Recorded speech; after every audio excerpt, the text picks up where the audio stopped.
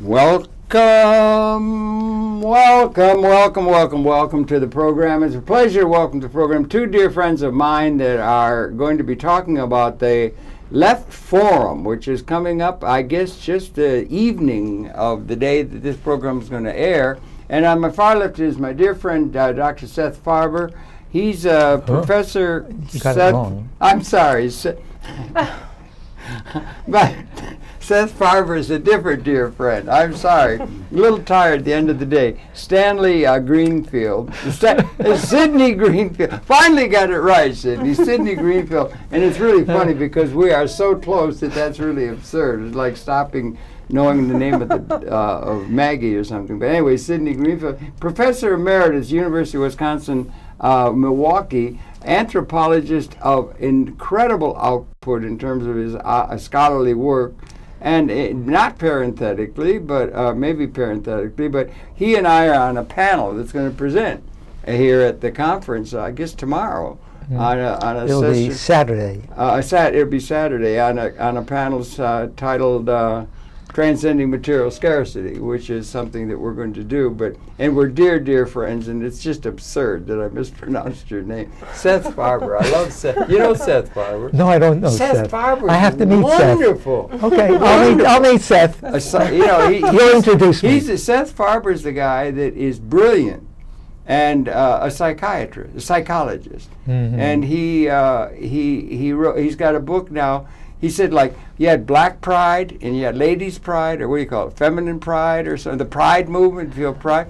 He's written a book where he wants the people who are crazy or called mad, there should be a movement, mad pride, because all of the people who really have been the seers through all of time were all accused of being crazy. So he wants a movement to have mad pride celebrated the way all these other liberation movements, because that's where the really important stuff is coming from. Why not? I think it's an interesting idea. Yeah. Why not? Anyway, enough of this. You and I are old friends. I hope we have enough mad people showing up at this forum to introduce some new ideas. Yeah, maybe. You're right. And maybe. that's what it takes. Anyway, we ought to shut up, you and I. We're old friends, and get to the lovely lady. And that's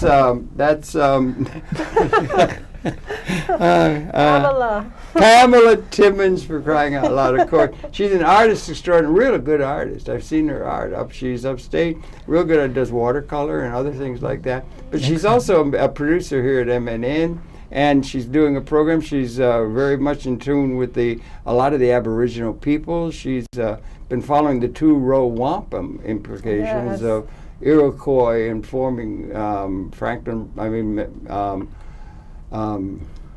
Benjamin Franklin. The two of a lot of the ideas that were to be contained within the Constitution and so forth came from there, and other things. But Pamela, welcome so much to Conversations, and it's a pleasure to welcome you to the program. It's always wonderful to be here. Okay, now.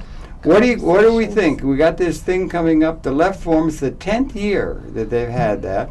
I hear we just did a program that aired Tuesday this week with Seth Adler, who's the coordinator of the thing.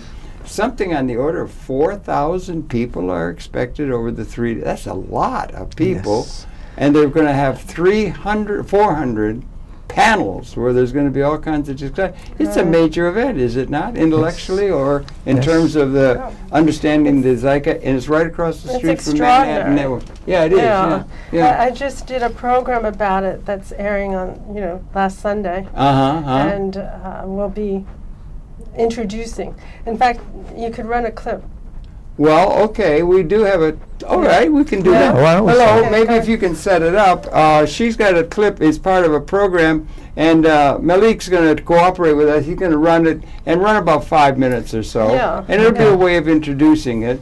And and so let's see if we can set that up and run that, Malik, and just cut it off around the 5-minute mark when it sort of makes sense. Okay, here we go.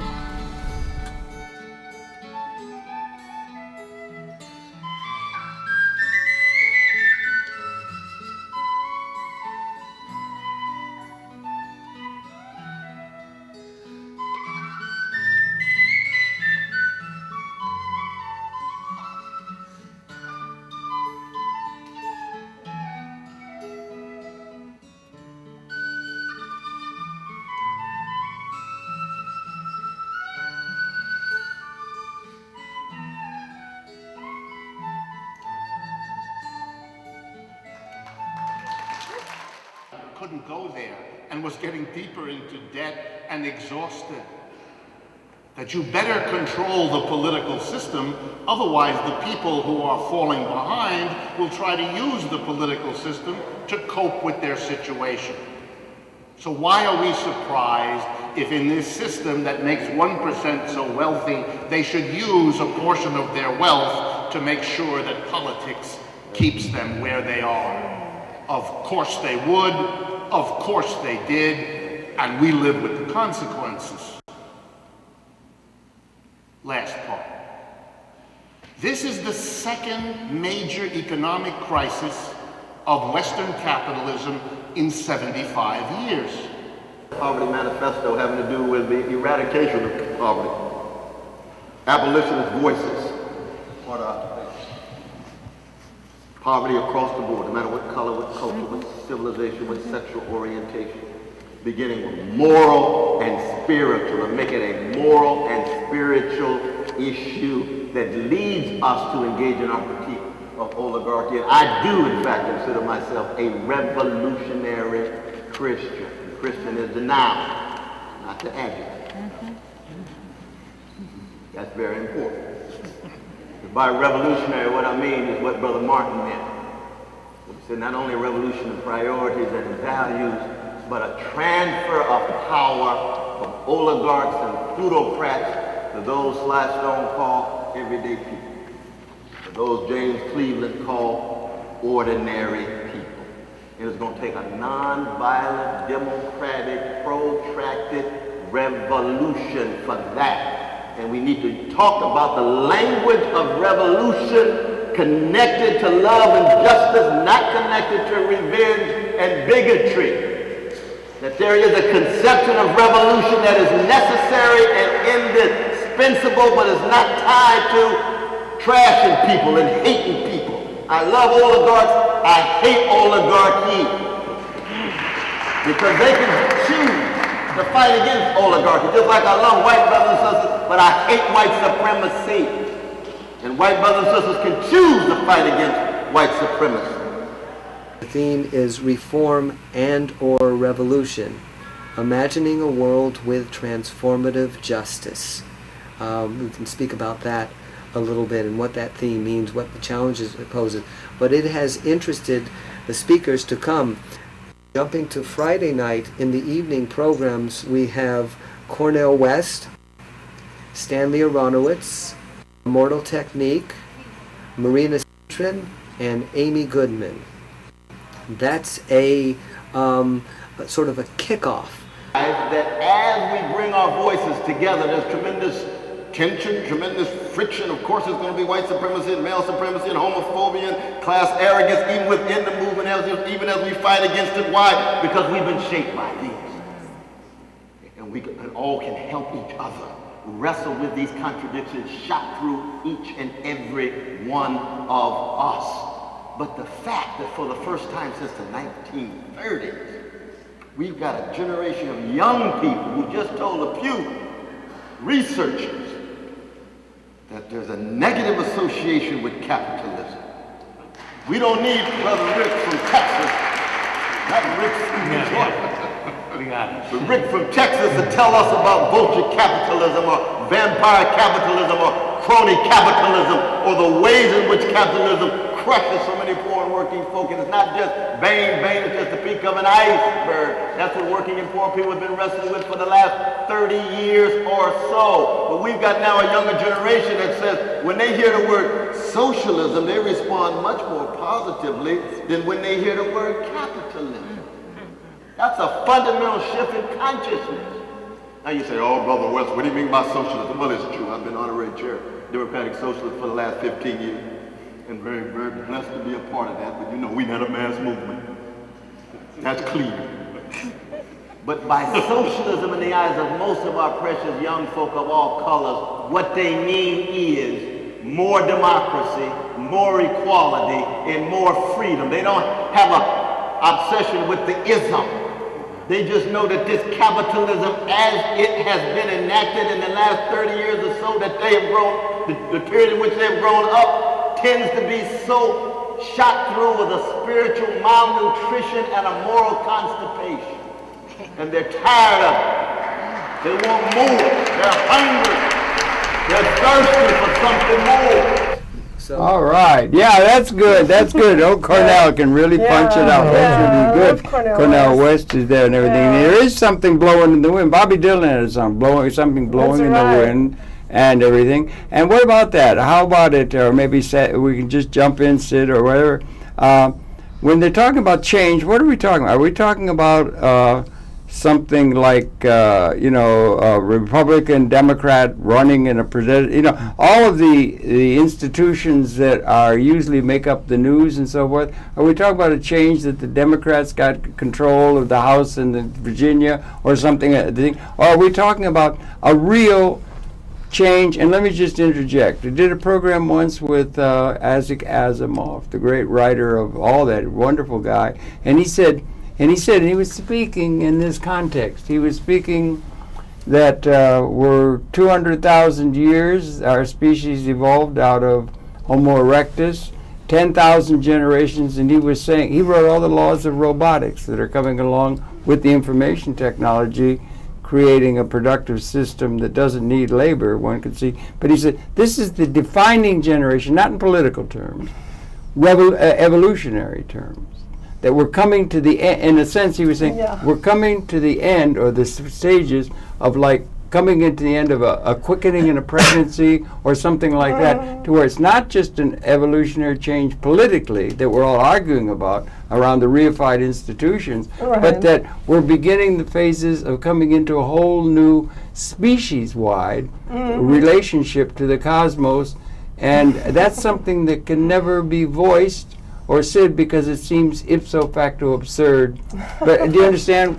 What does it mean when we talk change? May I? By all means, let me please just do. I'll jump shut in up. on that and say, I have somewhat a bit of reservation about what Dick Wolf and Cornell West just said, because I don't know whether significant change in the direction we're talking about can come about through the political system we have institutionalized. And if we're going to limit ourselves, you raised the question, can it be done through political parties, what have you? This is not what we're talking about. What we're talking about is new ideas. We need desperately new kinds of economic arrangements for the distribution of what is available other than the institutions we have. And the question becomes, how can we begin to think about what alternatives are possible? And then, to me, the equally significant question of how could you go about making the transformation? That is, how do you go about changing institutions that today dominate the world and have behind them the wonderful technology of destruction that we have created, so that police and armies control any kind of dissident behavior? And how do we begin to think about this? When I think about this forum coming up, one of my concerns is to what degree the way we organize ourselves, that we have our own celebrities, the Dick Wolfs, the Cornell Wests, and so on and so forth, that people are attracted to come here. We don't want to just listen to them. We want a place where dialogue is possible, where the exchange of ideas, where we can sit and question each other to hopefully see what the limits of what each of us is thinking and benefit from our mutual exchanges, bringing together our understandings. And I don't know whether we have formats available for that. I'm just hoping that these 400 sessions will break up into smaller groups where people can present some ideas and we can discuss these ideas and maybe put off for the next time, which is absolutely necessary, a discussion of how you go about making change in society, something that we've written about, that people have discussed, and we haven't figured out yet. So in effect, what we're saying is what we have learned is very limited. We could use it, we can build on it, but we have to start thinking of new things. Maybe we're talking about those we think of as the crazies or the marginal who have some ideas on this, but we have to start listening to everybody. Well, everybody, and in a new vein, perhaps. And something that is available to us that has not been available throughout 200,000 years of our sojourn on the planet is what I'm getting at. It's not just another era, Rome, and then 1,000 years of dynastic. It's always been the law, it seems to me, it's always been the way political legitimacy is established, and the way it has been, is called being realistic or realpolitik. Essentially what it was, you establish political legitimacy for a system by having a bigger club that you can go hit somebody else on the head, conquer them, co-opt them with PR and that sort of thing. And that's the way, it's always been a few people in charge of everything, whether it was Nebuchadnezzar or Rome or the kings of England or now the bankers or whoever do. But so if I may, that's part of a whole historical pattern. And what has changed in this order to where Mr. Eisenberg says the defining generation, Right. punctuated equilibrium, coming to the end, and the evolution is a thing where you have containing systems evolutionarily. A few million years, we came up the hominoid line, all that, but we're coming to the end of an era that began with our emergence as a species. We may be coming into a new relationship in the universe if we get the capability to allow a way that can maximize the potentiality of everybody within an ecologically sustainable condition that has never been available to us ever in history until just yesterday. That's what I'm trying to get at. And where is it being voiced anywhere other than it's ipso facto asserted. Everybody knows there's not nearly enough for one to win, another has to lose, zero sum. All of that is held for all this time. So what's changed? But Harold, that is built into the assumptions of our own culture. Yeah. The thing we will be discussing at our session on scarcity. Transcending. On scarcity itself, because our notions of scarcity assume a limited amount where we pit individuals to compete for what is available. That's the ontologic context we have devolved in. All of our institutions were evolved Now, permit me for a moment. Sorry, okay. And the question becomes, how do you move beyond it, looking for something? It may be under the club that systems are maintained, but we're looking for one that will create some kind of justice with the greatest good for the greatest number. Something we have moved away from in terms of our value system. Why does it maybe have a chance of becoming a real in the real world and maybe then relating? Why now? Why not the year 1000? Why not the year 1600? We've just seen that because we've had two major crashes of a system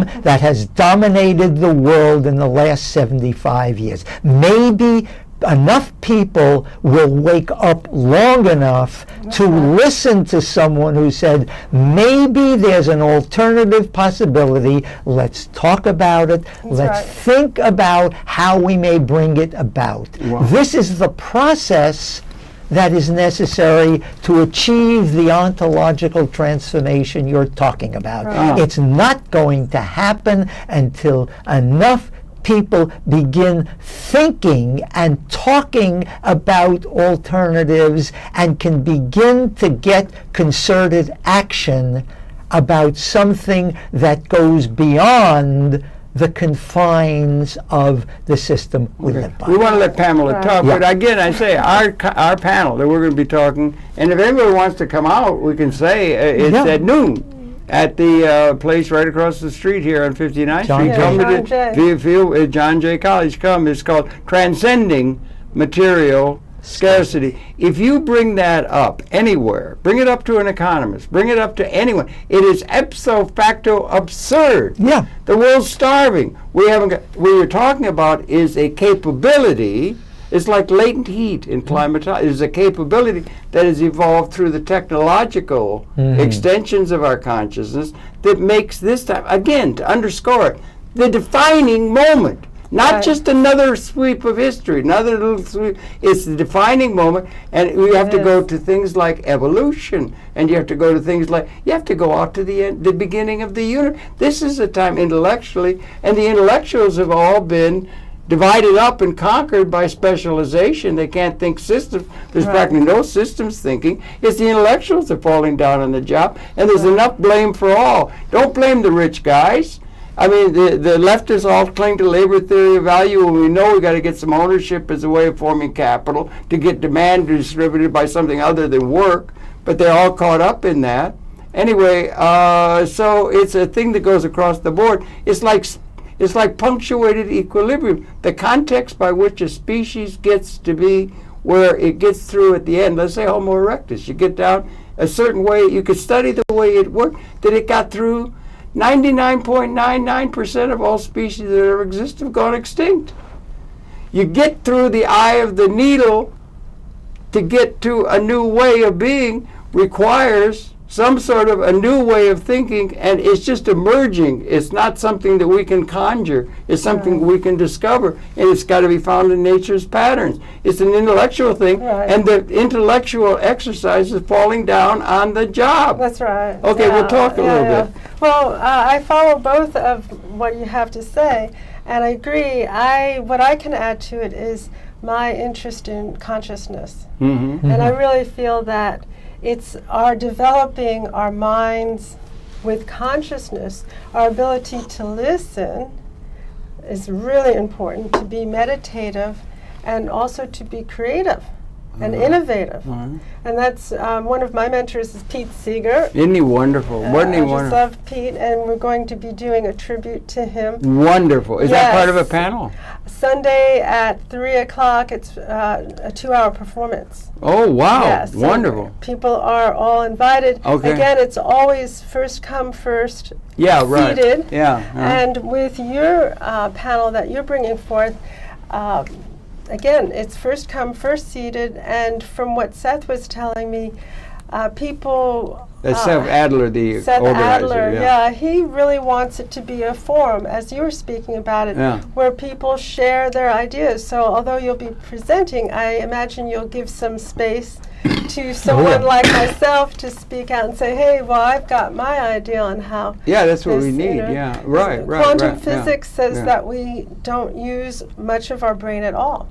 Oh, 10% of it. That's what they common, I don't know. And as our education lacks the arts and meditation, that's, to me, the missing component. The arts are an international language. They do not need to be translated. And they're given very short shrift. All of the what Lewis Kelso, somebody we were both today, calls the goods of civilization, things that are really creative and matter, are given just short shrift. A few crumbs might go to them. And that's not a very good sense. And what we have to do is be free to be concerned with the goods of civilization, including comfortably leisured way of being able to relate to our fellow human beings where everybody is maximizing their own potential cooperatively. And we don't have that in place. Except when the arts are translated into commodities and pumped into the market, and it gets us thinking beyond the arts themselves as to what we value in educating our children. And this gets back to the question of education and the values and beliefs that we come to share as individuals. And the point I was making earlier about how you go about transforming a society requires learning to think differently, and that means teaching children, and as they grow up, to think differently and to think. This is the simple question of how do we come to value something other than material success if everybody in the system is competing for more and more of the material success? It's not going to the only way we get an evolutionary picture, Harold, is in retrospect. After it happens, we talk about it. What I'm trying to raise is the process of how you go about it and how we can learn from social transformations in the past. Well, in terms of the process, because it's not going to happen by itself. Well, we need feed forward, not feed back from the future. I mean, the institutions that we've inherited are those that we have to incorporate, and it's not just another era or something. Again, it's virtually everything. All of our institutions, everything we've inherited out of history. Marx did that. You have to encompass that. We have to subsume it. We have to deal with it. But it's now that is what it informs all of our institutions. What they call education is really just equipping people to be outer-directed. Right. You know, do what you're told. Right. And that's what it is. And they divide it down. It's to be able to function successfully within the constraints of this system. Which means that it successfully means that you are going to get, let's just say, an education, and it's so broken up into so many specializations that nobody can become a threat. It's a divide and conquer thing. Right. Exactly. And it's just developing. I don't know if it's part of a pattern. If you become a specialist in you make money. something, you could become rich. Well, no, you could have a certificate. That's what education is about for the most part, or the world is. Now, this is what we have made education into, training people to compete successfully for where the rewards are. Well, and the rewards are material. You want to transcend material scarcity. This is where you have to begin. Well, if you get to that's a okay, narrow go ahead. point of view. That's why we are not sustainable. All this specialization has created a very narrow point of view where we're only concerned about our well-being. We're not thinking about the next generation. And your point on consciousness means that we grow up selecting from the environment around us certain cues, certain pieces of information, and blocking out the rest. So our consciousness, we focus on just those things that we have learned to sort of let enter. And the training, as you're saying, both of you as educators know very well, it's a very competitive, and now more than ever, our young people are trained to test, and they're falling behind on the global picture. Understanding. Well, we're doing terribly. We must wake up to this. Yeah, we have a sister institution relationship with this forum, although I would like to see the forum be more inclusive, not just the left. You know, I mean, I'd like to be some other people. But anyway, but we have with MNN and what we have here in our company, we had, and this institution in an institutional way, well, I think it's very important. It was started by George Stoney, really, in a modern thing in terms of having a relationship to the industrial real world. And he said, I've aired a program this Monday in tribute to him on Memorial Day. I love the man dearly. And he was very, and he commented at the very end, he'd been a teacher. He died 96, God bless him. And he had set up the public access realm, really, institutionally. But he said he was a teacher, and he was teaching filmmaking. And he was very dismayed by the trending of the students coming in. The first thing they asked him was, what do I have to do to get an A? That's an outer directed kind of consciousness rather than an inner directed quest of what real learning should be about, like a autodidactic thing. And he said he was dismayed because it was, and the theory was, I got to get an A, I got to get into Harvard Business, so I'll have a certificate that'll allow me to make money. And that's an indication that the economic system is not being adequate to bring out the best that there is. The economic system is probably the major thing that holds things up, and we need to have a new one. And just, we did a program a couple days ago with the guy who's written a book, Enough for All, Forever. we might have to just have it creep into our minds or our conscience, or a thing that's coming like by osmosis is coming. It's coming, and we now have a point where, as you suggested, this extended technological capability is now got the weapons that since about the year 1970 have become and remain species lethal. We can stop conscious evolution, and you couldn't ever do that before. That's something new.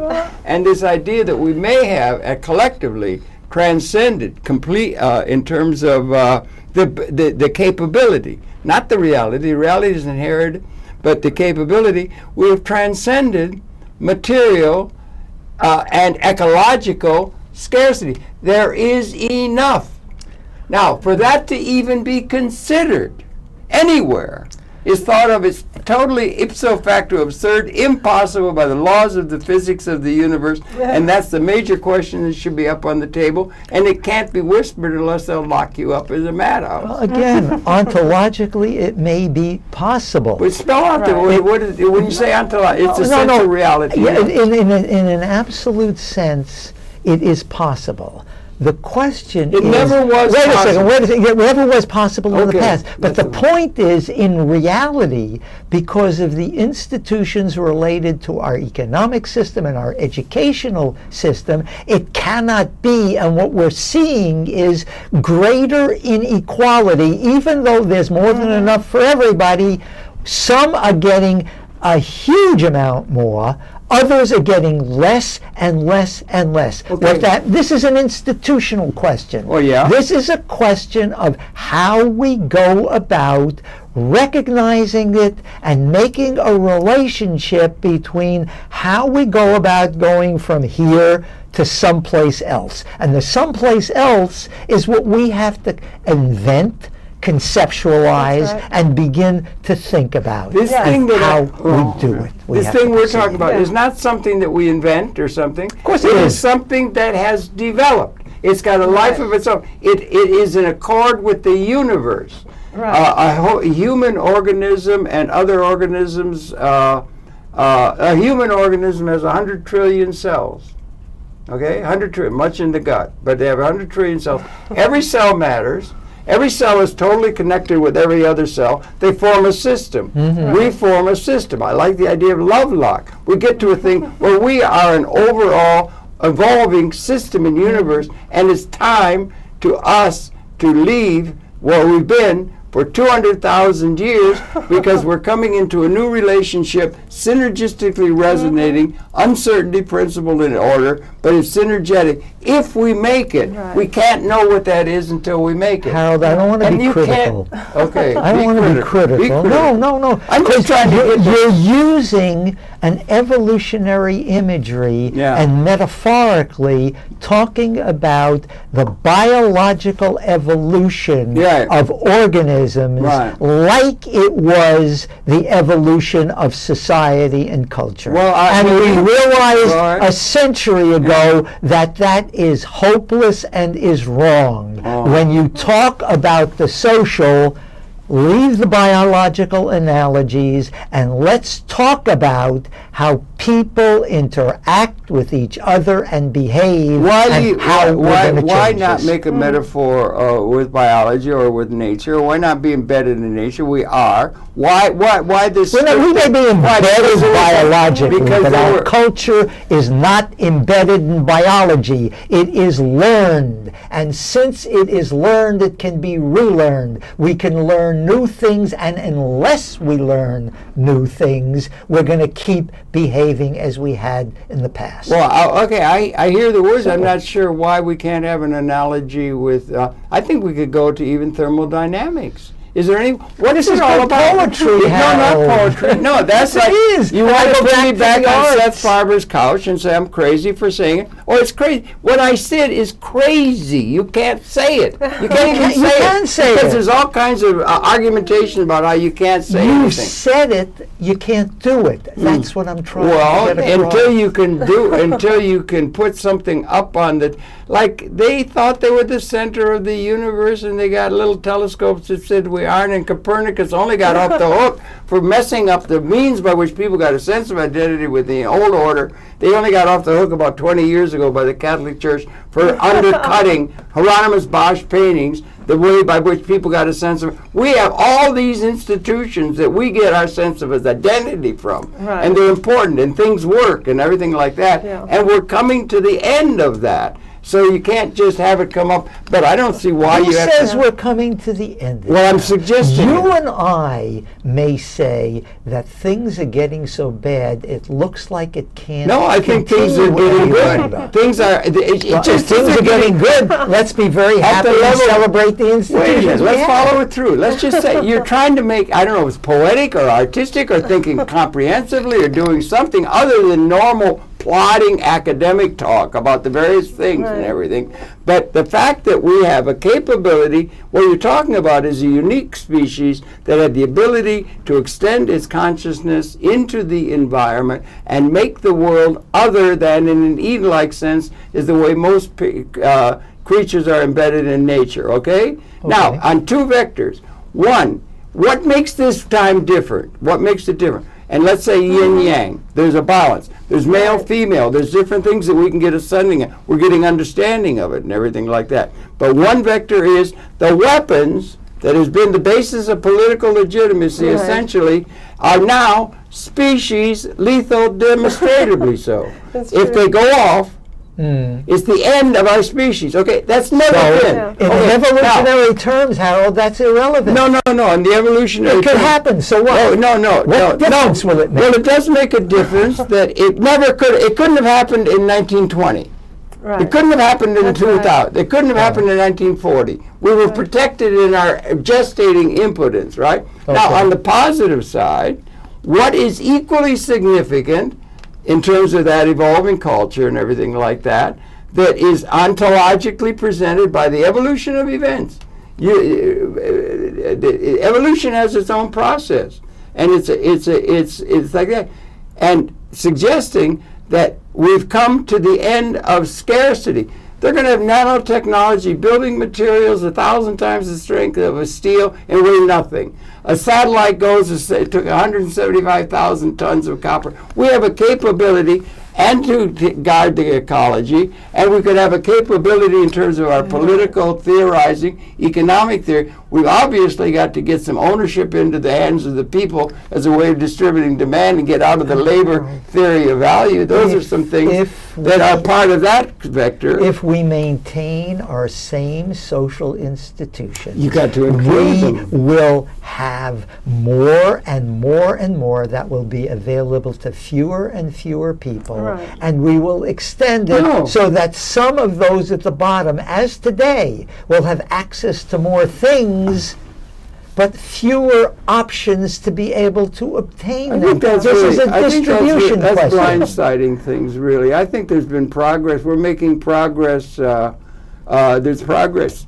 in Fuller, God bless him. There haven't been many real thinkers. There's hardly been any real thinkers. Everybody's co-opted by the dollar and everything. I listen to all the economists who are telling me, look at the distribution. Few are getting more and more of the more we produce. Yeah. No, that's the point. The point is, unless we change these institutions, the notion of transformative justice, that this is the theme of the left forum, is not possible. No, if you're talking about social justice, how do you create institutions you're not that talking- will distribute this stuff in a more just way? With all due respect, you're not talking about social justice or any of those kind of things. You're talking about a thing that has developed. It's on the doorstep. It's there. The ontology has evolved. It's there. There's a capability. And The it's capability, every yes. No. You can't get off on that. Every day comes over the transom, a breakthrough in every field, everywhere. Everything's going so quick. It's like a quickening. You know where you don't get a transformation? Oh, In terms of the way we think of economics and the distribution you. of wealth. Thank you. That hasn't changed. And you're in not going to 300 get a years. change by just going and reifying the institutions, and then you're going to do it by putting that up on the table as a new reality that we can relate to. The fact that we can And stop then ask the next species- questions that I'm asking you Okay. that you expect to happen on their own. And all I want to do is talk about how we go about moving from one set of institutional relations to another, and we have to specify what that alternative is and then begin to No, think you're talking how about a we process do by it. how we get there. Yeah. Not that. No, Yes. the thing that has to come first, the idea has to come first and have some place where it can live. There is enough. It lives in our heads. No. It lives in the Ideas reality. only I would live in our suggest it heads. lives. What was the condition? You're in anthropology, and you're part of anthropology, and you understand gold and all that, and punctuated evolution, how species appear. How is it that a species appears? What is the situation? What was the situation at the end of Homo erectus that there was to become, let's say, over Again, you're couple hundred looking years? at we. Yes, we I'm complaining human institutions. We differentiate these species by their physical, biological characteristics. What happened with the emergence of Homo sapiens is we developed the ability to create culture, to create symbolic That's too universes. simple. That's It's not too simple. What happened at the end? What happened at the end of Homo? Apparently, I thought it was Homo habilis that we came from a long time.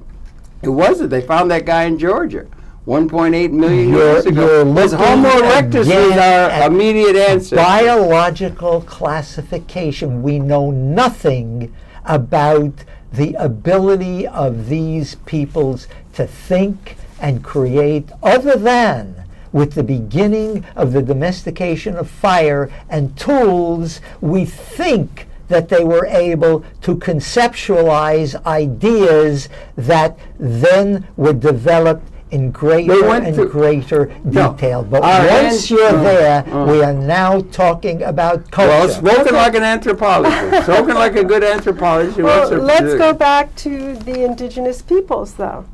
Okay, for the past... Indigenous peoples, go Yes. ahead. We're all African. All right, yes. And for we've the wandered past around. 2 weeks here in New York, the UN has been hosting the permanent forum of the indigenous peoples. Yes. And this is a real breakthrough for the UN to actually Acknowledge acknowledge that we have indigenous people that had nations that are much older than us, and their ability to sustain their lives and have a culture is unknown to us, because that actually has been removed by genocide. And we don't like to speak about that because it's such a very painful... History of the world, by and large. It is. The powerful rule. The thing is we still do have indigenous people that are quite aware of how to sustain their lives if we would stop interfering with their lives and, which creating goes genocide. back to our expansion we're doing of it to ourselves. private property and markets that Yes. have thrown them off their traditional environments and forced them into our world where we pay no attention to them. That's right. Well, is there... That's the history But of that's the world. changing. People conquer other people because they got advantage. Yeah. But that's the history of the but world. that's all You just changing. pointed out the big difference is now it is on a total basis. During the Roman Empire, the rest of the world went around about its business and was able to live. The difference between that and the world system today is we tolerate nobody being different from us. So we take these indigenous peoples and we make them into us, or lower class representations. He's done all kinds of work among the people in Brazil. Maybe his resume goes like that. Well, that is not the point. Yeah. The point is, you're perfectly right. Well, basically, that's what's happened to us. I mean, I've had to take a look at my own heritage, and I come to realize that my heritage, coming from the Celtic background, we were persecuted for living a natural life. and now we are the persecutors. And right now, I feel that we're stuck. I feel that our UN is stuck. Congress is totally deadlocked. Because we have all adopted the institutions created in Great Britain and Holland in the 18th and 19th century, and the whole world has been brought in because we have the technological capability to do this, and the question becomes, can a United Nations composed of nations built the problem way? with that is that the United Nations omitted the very original nations that are much older than our, in fact, the U.S., Canada, Australia, and New Zealand have been the real key factors now allowing the native nations to be heard. And if we could hear their voices, they have wisdom. Well, I learn from them and let them participate in building whatever new arrangements we might create. And that's happening in this forum. I'm very impressed, but this forum is bringing in the native voice. Yes, it's another breakthrough. I mean, Tiokasin Ghost Horse, who's really broken into the radio waves of Pacifica Radio for the last 12 years. Oh, Pacifica's in trouble, I'm afraid. Go ahead. Yeah. Well, I mean, everything's changing. That forum they closed. You see that? I know. That was a sad business. The thing is everything is changing, and we have to accept it. If we continue to deny the problem, that basically what we've done is we've all inherited genocide. And we don't like to talk about it. In fact, it's illegal to even say the word in some countries, okay? And what are we doing right now? We're creating a genocide of our own people. Yeah, you're talking So about if we don't wake up, yes, the Aboriginal, but we're doing a genocide of our own people. It's not biological, it's cultural. Yeah. And we have to wake up to that. And the point is, if we are concerned, that's where we have to start looking. I mean, again, I'm coming in as an anthropologist and saying, they were the guys who studied them when they were still on the plains and in the forests, learning about it. And then the notion of scarcity was dumped on us, and markets were dumped on us, and we said that is irrelevant. No, in terms of a future orientation and evolution, there was never a period. It was always scarce in terms of where we are heading. Always the world was scarce. Eating carrion. It isn't some beautiful, beautiful thing that nature had. They were living on carrion. They had a couple hundred people carried the whole damn species. It's not some beautiful, wonderful thing, the historical pattern.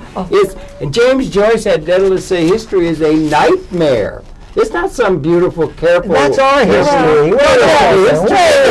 You keep imposing our world. What Pamela is talking about is other people who had other visions of their world, who were able to do different things, interact with their environments differently, and not be as avaricious as we are to need everything that can possibly be produced by technology. That's because maybe the time has come to start listening and paying attention and trying to integrate this. You two hit on a common thing. I just went to a seminar where he has been stressing this at our seminar up at Columbia all the time. And I did live among the Aymara people for 2 years down in Bolivia. I wrote all this. Join the club. That was, I'm just looking at it differently. I just think there's no turning it back and everything like that. And well, I've been actually listening quite closely to what's coming forth with the Two-Row Wampum Renewal Campaign. Okay. That is the 400th, and this is the 400th anniversary of a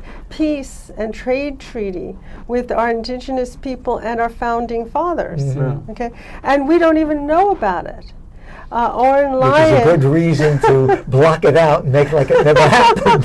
And yet it is law of the land, it's within our U.S. Constitution, and we are not aware of it. So we need to really dig down deep and open up our ability to comprehend that there were cultures that were sustainable and had wisdom way before our technical culture. And the technology is amazing. I love it. I mean, I love it to work with, media and communicate and self-expression and all that. Yeah. But if we do not have content, as we were talking about before, if we do not really have a message that's coming from a wisdom, it is just all nonsense, and it's another form of addiction. I am seeing people all around New York City, and it's like they're strung out on these little screens. It's just absurd. Yeah. And we're not talking to each other. We're not listening to each other. I had my DNA done, and they did it, took a little thing and sent it in, and it came back, and it's scientific.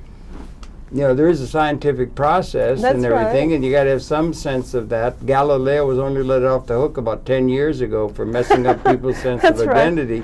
But there is, and it traces, and what it claims, you would know better, to me, as an individual on the Y chromosome with males, it's mitochondria for the females, they can trace on your genome, linking you as an individual to an individual that existed in the past. Yeah, and they can do it with remarkable. where the individual was on the planet. Spencer Wells is doing it there.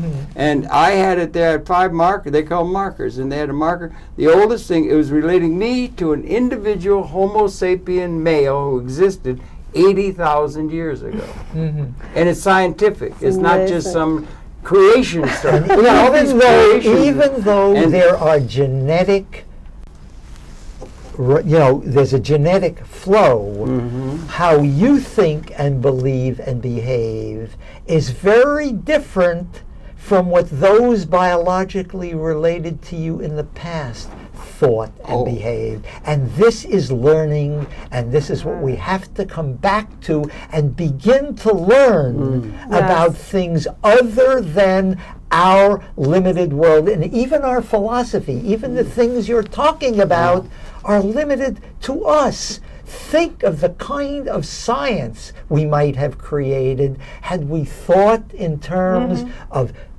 Aboriginal, certain groups, whoever they are, and they were so diverse amongst themselves that we can only get a handle on this by lumping them in something like non-Western people or something like that. We cannot think of them as individual, and each and every one of them had ways to survive and ways to live we can learn something. We don't have to accept everything, but we can learn, and we can get this into the discussion, and I kind of hope for a place in the left forum where this can be introduced, and we can sit and learn. Yeah, and you're also, sustainability is really a hot word now and everything, because the ecology and all of that, as you're saying, we're destroying the bloody planet. I don't feel the way you do about it. I think the hope is technology.